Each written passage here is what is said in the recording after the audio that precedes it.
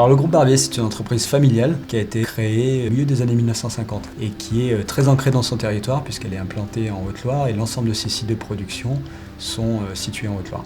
Le groupe Barbier produit des films plastiques dans une matière qu'on appelle le polyéthylène, donc des films souples, environ 140 000 tonnes par an, et emploie un peu plus de 700 personnes annuellement et continuellement.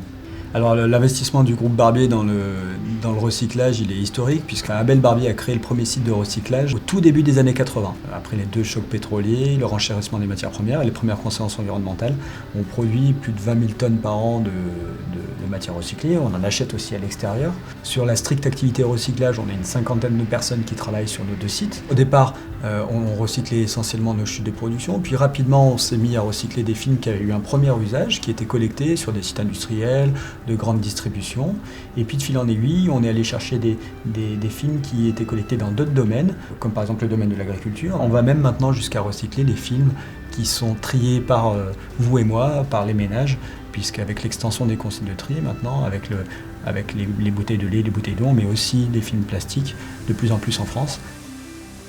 Les approvisionnements sont assez locaux puisque globalement une tonne de film pour arriver chez nous elle fait à peu près 150 km en moyenne.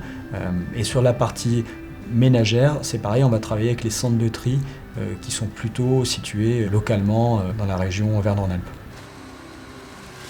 Ici nous nous situons à l'atelier de Chavanon 2. Nous récupérons la matière recyclée sous forme de granules. Nous la transformons par un système d'extrusion gonflage en sacs plastiques à destination de la sacherie.